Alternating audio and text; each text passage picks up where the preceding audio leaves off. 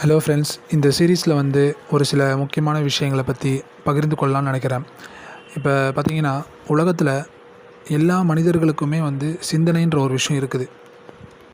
அப்படி சிந்திக்கிற மனிதர்கள் எல்லாருமே பார்த்திங்கன்னா, அவர்களுடைய வாழ்க்கை அனுபவம் அவங்களுக்கு கொடுத்த விஷயங்களை அடுத்தவர்களுக்கு பகிரணும்னு நினைக்கிறாங்க.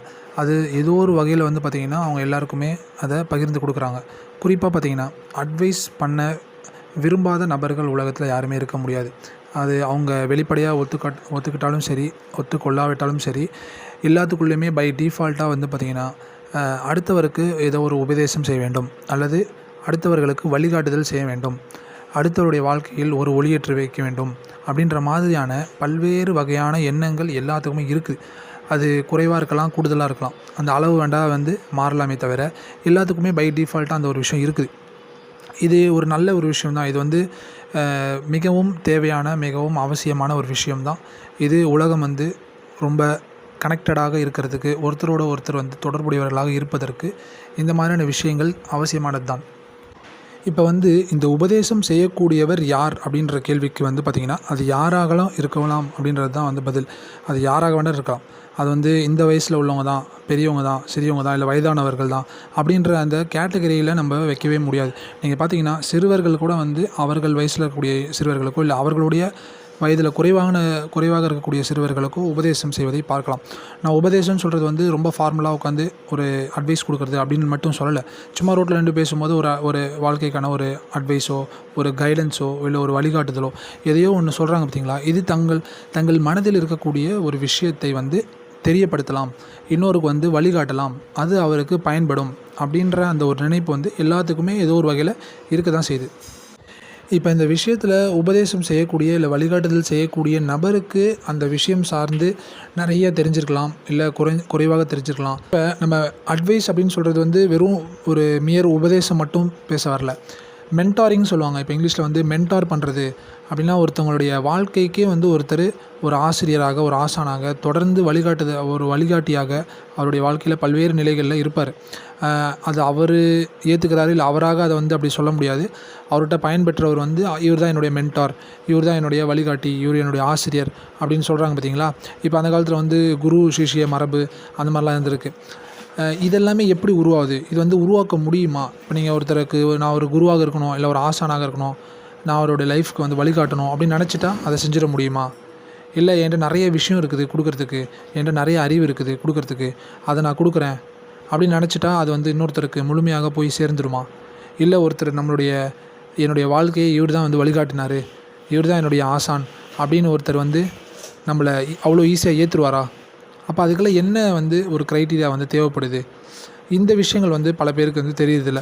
ஆனால் எல்லார்ட்டையுமே நான் சொல்கிறதுக்கு, வழிகாட்டுதலுக்கு நிறைய விஷயங்கள் இருந்தாலுமே கூட அந்த வழிகாட்டுதல்கள், உபதேசங்கள், அந்த அட்வைசஸ்க்கு எவ்வளோ தூரத்துக்கு ரீச் ஆகுது, எவ்வளோ தூரத்துக்கு பலன் கொடுக்கக்கூடியதாக இருக்குது அப்படின்னு பார்த்தீங்கன்னு சொன்னால், ஒரு 90% அதில் ஒரு ஃபெயிலியர் தான் நம்ம பார்க்க முடியும்.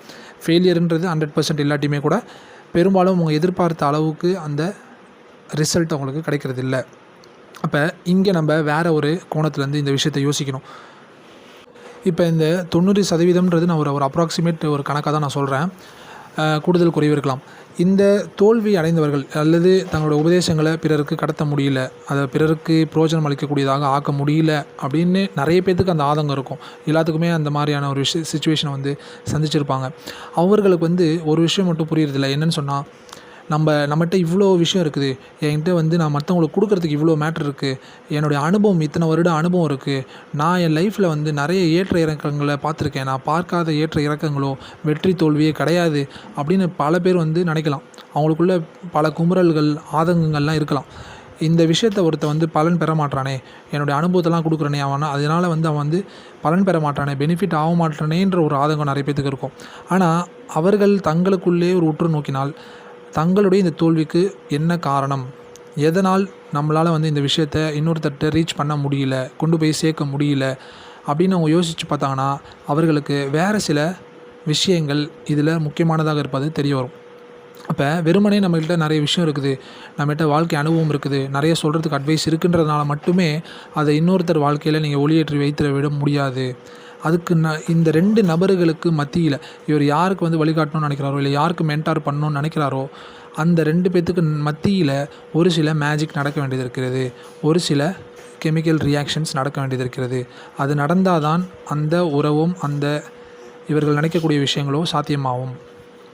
அப்போ இதில் வந்து வேறு சில விஷயங்கள் இருக்குது. வெறுமனே உபதேசம் அப்படின்றத தாண்டி இந்த ஹியூமன் ரிலேஷன்ஷிப்புக்கு வந்து வேறு சில விஷயங்கள் பின்புலமாக இருக்குது. அது நடைபெற்றால் தான் இந்த விஷயங்கள், நினைத்த விஷயங்கள் சாத்தியமாகும் அப்படின்றத வந்து நிறைய பேர் வந்து உணர்றதில்லை, எல்லாத்தையும் அவங்களுக்கு தெரியறதில்லைன்னு கூட சொல்லலாம். அப்போ கம்பேட்டபிலிட்டி அப்படின்னு சொல்லிட்டு சொல்லுவாங்க. கம்பேட்டபிலிட்டி வந்து தமிழில் சொல்கிறதா ஒரு 2 பேருக்கு மத்தியிலான ஒரு பரஸ்பர புரிதல் அப்படின்னு நம்ம வச்சுக்கலாம். அப்போ அந்த பரஸ்பர புரிதல் அப்படின்றது எந்த அளவுக்கு ஒரு பெரிய அளவில் வந்து சாத்தியமாக இருக்குதோ அந்த அளவுக்கு தான் வந்து அதில் வெற்றி அடைய முடியும். அது வந்து ஒரு 2 பேத்துக்கு மத்தியிலான ஒரு ஒரு ஒரு சாதாரண ஒரு உறவாக இருக்கட்டும், ஒரு அன்பாக இருக்கட்டும், அல்லது வந்து ஒரு ஆசிரியர் மாணவன் போன்ற ஒரு உறவாக இருக்கட்டும், இல்லாட்டி வந்து ஒரு உபதேசம் செய்யக்கூடியவர், உபதேசத்தை பெறக்கூடியவர்கள் அப்படின்ற மாதிரியான ஒரு ரிலேஷனாக கூட இருக்கலாம். அந்த டைமென்ஷனில் கூட இருக்கலாம். ஆனால் இது எல்லாத்துக்குமே அடிப்படையான ஒரு காரணமாக இருப்பது வந்து இந்த கம்பேட்டபிலிட்டி. அப்போ இந்த கம்பேட்டபிலிட்டி ஏன் வரமாட்டேங்குது, எந்த இடத்துல மிஸ் பண்ணுறாங்க அப்படின்னு பார்த்தீங்கன்னு சொன்னால், அதுக்கு வந்து ஒரு மிகப்பெரிய தடைக்கல்லாக இருப்பது தான் ஒரு மனிதருடைய ஈகோ. இப்போ இந்த இடத்துலேருந்து நம்ம யோசிக்க வேண்டியது என்னென்னா, ஒரு மனிதன் வந்து உபதேசம் செய்யும் பொழுது, இன்னொருத்தருக்கு வழிகாட்டுதல் செய்யும் பொழுது அவருடைய மனசில் அவர் என்ன நினைக்கிறாரு அப்படின்றத நம்ம ஒவ்வொருத்தரும் செல்ஃபாக கொஷின் பண்ணி பார்த்தோன்னு சொன்னால், உண்மையிலே நம்ம வந்து இன்னொருத்தருடைய வாழ்க்கையில் நான் வழிகாட்ட போகிறேன், இல்லை இன்னொருத்தரோட வாழ்க்கைக்கு நான் உதவ போகிறேன் அப்படின்ற ஒரு எண்ணம் இருக்கிறதா, இல்லாட்டி நான் அவருக்கு உதவுகிறேன், நான் என்கிட்ட இருக்கக்கூடிய அறிவை அவர்கிட்ட தரேன், அதன் மூலமாக அவருடைய வாழ்க்கையை நான் சிறப்பாக்க போகிறேன் அப்படின்னு நம்ம நினைக்கிறோமா அப்படின்னு வச்சு பார்த்தா, இந்த பெரும்பாலான 90% பார்த்திங்கன்னா, என்கிட்ட விஷயம் இருக்குது, என்கிட்ட அனுபவம் இருக்குது, உண்மையில் இருக்கட்டும், என்கிட்ட அனுபவம் இருக்குது, இதை நான் இன்னொருத்தனுக்கு கொடுக்குறேன், இது அவனுக்கு பிரயோஜனம் அளிக்கும், அவன் என்னுடைய பேச்சை கேட்க வேண்டும், அவன் என்னுடைய உபதேசத்தை, என்னுடைய வழிகாட்டுதல்களை, என்னுடைய அனுபவங்களை அவன் எடுத்துக்கணும், அப்போ தான் அவன் வாழ்க்கையில் வெற்றி பெற முடியும் அப்படின்ற அந்த தன்னை பற்றின எண்ணம் இருக்குல்ல, தன்னுடைய ஈகோலேருந்து அவங்க வராங்க பார்த்திங்களா, அங்கே தான் அவங்களுடைய ஃபெயிலியர்ன்றது ஸ்டார்ட் ஆகுது. அப்போ என்ன ஆகுதுன்னு சொன்னால், அவங்க ஒரு உபதேசம் செய்யும்போது ஒரு கைடன்ஸ் கொடுக்கும் பொழுதோ அந்த விஷயத்தை ஃபோக்கஸ் பண்ணுறதை விட்டுட்டு அவர்கள் தங்களை அதிகமாக ஃபோக்கஸ் பண்ணுறாங்க. இது வந்து அவங்களுக்கே தெரியாமல் தான் செய்கிறாங்கன்னு நம்ம சொல்லலாம். நான் சொல்லுகிறேன், என்னுடைய விஷயம் இது, என்னுடைய அனுபவம் இது, இதை நீ கேட்டாகணும், அப்போ தான் உன் வாழ்க்கையில் வெற்றி அப்படின்ற அந்த கோணத்தில் வந்து அவங்க எதை ரொம்ப அழுத்தம் கொடுக்குறாங்கன்னா, அப்போ எப்போ வந்து அவங்க என்ன சொல்ல வராங்களோ அதை விட்டுட்டு அவர்களை வந்து, அதாவது தங்களை வந்து அழுத்தம் கொடுத்து அவங்க வந்து யோசிக்கும் பொழுது அவர்களுடைய அது தோல்வியாக மாறுது. அதனால தான் நீங்கள் பார்க்கலாம், நிறைய பேர் வந்து சில பேருக்கு வந்து உபதேசம் செஞ்சுட்டு சொல்லுவாங்க, படித்து சொன்னேன் கேட்க மாட்றான், 1008 தடவை சொல்லிட்டேன் கேட்க மாட்றான், என்னுடைய பேச்சை கேட்கலன்னா கடைசியில் அவன் இப்படி தான் ஆக போகிறான். இல்லைன்னு சொன்னால் சில பேர் வந்து இதை வந்து கோபமாக மாற்றிப்பாங்க. நிறைய பேர் பார்த்திங்கன்னா கடைசியில் அட்லாஸ்ட் வந்து நான் எவ்வளோ சொல்லி பார்த்தேன் கேட்கல, என்னுடைய விஷயத்தை அவன் எடுத்துக்க மாட்டான் அப்படின்றத வந்து ஒரு கோபமாக எடுத்துப்பான். இன்னும் சில பேர் பார்த்திங்கன்னா அதை வந்து ஒரு சலிப்பாக எடுத்துப்பாங்க. என்னடா இது இவன் எவ்வளோ சொல்லி கேட்க மாட்டான் அப்படின்னு ஒரு சலிப்பாக எடுத்துப்பாங்க. வேறு சிலர் பார்த்திங்கன்னா இதை வந்து ஒரு சாபமாக மனதுக்குள்ளே எடுத்துப்பாங்க. இவன் பாரு என்ன ஆக போகிறான் பாரு, இவன் என்னோடய பேச்சை கேட்கல, இவன் பாரு இவன் லைஃப்பில் என்ன ஆக போகிறான் அப்படின்றத ஒரு சாபமாக எடுத்துப்பாங்க. ஆனால் இப்படி இந்த வேறு கேட்டகரிஸில் இருக்கக்கூடிய ஆட்களுக்குள்ள எல்லாத்துக்கும் இருக்கக்கூடிய ஒரு பொதுவான விஷயம் என்னென்னு சொன்னால், நான் அப்படின்ற அந்த உணர்வு தான். நான் சொல்லினேன், நான் சொன்னேன், என்னுடைய பேச்சை கேட்கவில்லை அப்படின்றத தான் அப்படின்ற அந்த அகங்காரம், இல்லை தான்ற ஒரு உணர்வு, ஒரு ஈகோ, அது முன்னாடி வருது. இப்போ வந்து நம்ம இந்த டிஸ்கஷனில் வந்து ஈகோனா என்ன, ஈகோ வந்து இருக்கலாமா இருக்கக்கூடாதா, இல்லை எவ்வளோ இருக்கலாம் எவ்வளோ இருக்கக்கூடாது, இல்லை ஈகோவில் நல்லது இருக்கா கெட்டது இருக்கா, இந்த மாதிரியான ஒரு டாக்குள்ளே நான் போகல. அதை பற்றி நம்ம தேவைப்படும் போது வேறு ஒரு இடத்துல பேசிக்கலாம்.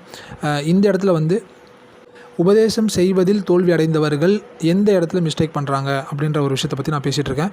இது நம்ம வந்து யாரையும் குறிப்பிட்டோ யாரோ பற்றியும் நம்ம சொல்ல வரல. இது எல்லாமே நம்மளே வந்து நம்ம உற்று நோக்குவதற்கான ஒரு டாக்ஸ் தான் நான் பண்ணிகிட்ருக்கேன். அப்போ அவங்கள்ட்ட எல்லாத்தையுமே நீங்கள் ஒரு பொதுவான ஒரு ஒற்றுமை ஒன்று பார்க்கலாம். அவங்க ஒரு கட்டத்துக்கு மேலே வந்து சலிச்சு போயிடுவாங்க. என்ன சொல்லுவாங்கன்னா வந்து, பாரு நான் எவ்வளோ சொன்னேன் கேட்கல, அவ்வளோதான், நான் விட்டுட்டேன், நான் பாட்டில் என் வழியை பார்க்குறேன். அப்போ இதோட வந்து அவங்க நிறுத்திப்பாங்க. அப்போ ஒரு பிரச்சனைக்கான உண்மையான காரணம் என்ன அப்படின்றத யோசிக்கிறது இல்லை. நான் இவ்வளோ சொன்னனே, என்கிட்ட இவ்வளோ விஷயம் இருந்துச்சுல்ல, நான் இவ்வளோ சொல்லியிருக்கேனே, அப்போ ஏன் அவர் கேட்கல, ஏன் அந்த நபருக்கு என்னால் இதை ரீச் பண்ண முடியல, அப்போ பிரச்சனை எங்கே இருக்குது அப்படின்னு தங்களுக்குள்ளாக கேள்வி கேட்கும் பொழுது, என்கிட்ட என்ன பிரச்சனை இருக்குது, எதனால் என்னால் ரீச் பண்ண முடியல, இப்படி யோசிச்சாங்கன்னா அவங்களால வந்து ஒரு விடையை கொண்டு வர முடியும். அப்போ என்னுடைய விஷயத்த எனக்கு அந்த இன்னொரு நபருக்கு சரியாக கொண்டு போய் சேர்க்க தெரியவில்லை, இல்லை அதை சரியாக சேர்க்கிறதில் நான் வந்து ஏதோ தவறு செய்து விட்டேன், என்கிட்ட இந்த பிரச்சனை இருக்குது அப்படின்னு நம்ம ஒவ்வொருத்தரும் யோசிக்கும் பொழுது தான் உண்மையிலே நம்ம வந்து சில புரிதல்கள் அடைவோம். அட்லீஸ்ட் நம்மளால் அடுத்தவங்க லைஃப்க்கு பெருசாக உதவி செய்ய முடியல, கைடன்ஸ் பண்ண முடியலன்னு சொன்னால் கூடமே நம்ம எங்கே தப்பு செஞ்சோன்றதை நம்ம புரிஞ்சுப்போம். ஒன்றுமே இல்லை, ஒரு ஆஃப்டர் ஆல் வந்து ஒரு பூட்டு எடுத்துக்கிட்டிங்கன்னா கூட அந்த பூட்டில் இருக்கக்கூடிய அந்த ஓட்டையில் வந்து அந்த சைஸுக்கு, அந்த ஷேப்புக்கு, அந்த ஸ்ட்ரக்சருக்கு ஏற்ற சாவியை நீங்கள் கரெக்டாக ஃபிக்ஸ் பண்ணால் தான் அந்த பூட்டு திறக்கும் இல்லை மூடும். நீங்கள் வந்து எனக்கு பூட்டு தெரியுமே, நான் பார்க்காத பூட்டா, எத்தனையோ பூட்டு நான் பார்த்துட்டேன், அந்த ஓட்டை இப்படி தானே இருக்கும், அதுக்கு நான் எந்த சாவி வேணாலும் ஃபிக்ஸ் பண்ணுவேன் அப்படின்னு நீங்கள் வந்து பண்ண முடியாது. ஏன் ஒரு திருடன் கூட வந்து தெரியாத ஒரு பூட்டை திறக்கும் பொழுது அந்த பூட்டுக்குள்ளே ஓட்டையில் வந்து என்ன ஷேப்பில் இருக்குன்றதை தெரிஞ்சுக்கிட்டு அதுக்கேற்ற மாதிரியான ஒரு கள்ளச்சாவியை தான் அவன் போடுறான். அப்போ ஒரு நெகட்டிவான ஒரு விஷயத்தை செய்கிறவங்க கூட என்ன பண்ணுறான்னா, இதுக்கேற்ப நான் வளைஞ்சு போனால் தான் எனக்கான வழி திறக்கும் அப்படின்றத அவனுக்கு தெரிஞ்சிருக்கான். அப்போ நம்ம நல்ல விஷயம் செய்கிறோம், நம்ம வந்து ஒருத்தவங்களுக்கு உபதேசம் பண்ணுறோம், ஒருத்தவங்களோட வாழ்க்கைக்கு வழிகாட்டுதல் செய்கிறோம், அப்போ அது ஏன் தோற்று போகுது? நல்ல விஷயம் தானே சொல்கிறோம், அது ஏன் கேட்க மாட்றாங்க அப்படின்னு ஒரு கொஸ்டின் நமக்குள்ளே வந்திருக்கா? நான் சொன்னது நல்ல விஷயந்தான், அப்புறம் ஏன் அது ரீச் ஆகலை, அது ஏன் வந்து இந்த இன்னொரு நபரால் எடுத்துக்கொள்ளப்படவில்லை அப்படின்ற ஒரு விஷயத்தில் அந்த ஒரு ஆங்கிளில் நம்ம யோசிச்சிருக்கோமா அப்படின்னு யோசித்து பார்த்தா, இந்த ஒரு உதாரணத்தை நம்ம யோசித்து பார்த்தா நமக்கு புரிஞ்சிடும். அப்போ நம்ம சொன்ன விஷயத்தில் பிரச்சனை கிடையாது, நம்ம சொல்லக்கூடிய உபதேசத்தில் வழிகாட்டுதலில் பிரச்சனை கிடையாது. இதை ஒரு பாசிட்டிவான ஒரு விஷயத்த, ஒரு நல்ல விஷயத்த சொல்கிறதுக்கும் அதை கொண்டு போய் ரீச் பண்ண வைக்கிறதுக்குமே நமக்கு வேறு சில குவாலிட்டிஸ், வேறு சில புரிதல்கள் நமக்கு தேவைப்படுது, மெச்சூரிட்டி தேவைப்படுது. அப்போ நீங்கள் சொல்லக்கூடிய விஷயத்துக்கு முக்கியத்துவம் கொடுக்காம உங்களுக்கு நீங்கள் முக்கியத்துவம் கொடுக்கும் பொழுது அப்போ என்ன ஆகுதுன்னா, கேட்கக்கூடிய நபர் என்ன பண்ணுவார்னா, நீங்கள் சொல்லக்கூடிய விஷயத்த வந்து உள்வாங்காமல் தனக்கு முக்கியத்துவம் கொடுக்கவராக மாறிடுவார். அதாவது இன்னும் கொஞ்சம் கிளியராக சொல்கிறாந்தா, நீங்கள் வந்து என்ன சொல்ல வரீங்களோ அதை விட்டுட்டு நான் சொல்கிறேன் பார்த்தியா, நான் சொல்லி நீ கேட்கலையா, இல்லை என்னுடைய அனுபவம் பார்த்தியா அப்படின்ற விஷயத்த நீங்கள் ஸ்ட்ரெஸ் பண்ணாமல் விட்டீங்கன்னு சொன்னால் உங்களுடைய விஷயம் அங்கே ரீச் ஆகும். அப்போ நீங்கள் வந்து அங்கே நீங்கள் அற்று போவது, அதாவது நம்முடைய ஈகோவை அங்கே ஈகோ லெஸ்ஸாக மாற்றுறது. அப்போ நான் கிடையாதுப்பா, என்னோடய விஷயந்தான் முக்கியங்க, நான் சொல்கிற விஷயத்த நீ எடுத்துக்கோ, அவ்வளோதான். அந்த விஷயத்தை மட்டும் நீங்கள் மையப்படுத்துனீங்க, முன்னிலைப்படுத்துனீங்கன்னு சொன்னால் அந்த எதிர்நபர் அந்த விஷயத்தை உடனே எடுத்துக்கிறாரோ இல்லை தாமதமாக எடுத்துக்கிறாரோ அவருக்கு ஏதோ ஒரு வகையில் அது ரீச் ஆகும். ஏன்னு சொன்னால் அந்த நபரும் என்ன பண்ணுவார்னா, தான் அப்படின்ற அந்த உணர்வை விட்டுட்டு பொதுவாக அந்த விஷயத்தை பற்றி யோசிக்க ஆரம்பிப்பார். இப்போ நீங்கள் நான் அப்படின்ற விஷயத்தை முன்வைக்கும் பொழுது அந்த கேட்குற நபர் என்ன பண்ணுவார், இவன் யார் எனக்கு சொல்கிறது, இவன் யார் என்னுடைய வாழ்க்கைக்கு வழிகாட்டுறது, இவனோட அட்வைஸ் எனக்கு தேவையா அப்படின்ற அந்த ஈகோக்குள்ளே தான் அவனும் போய் நிற்பான். அப்போ 2 பேருமே என்ன பண்ணுறாங்கன்னா, தங்களோட ஈகோவை ஆடையாக போட்டுக்கிறான்.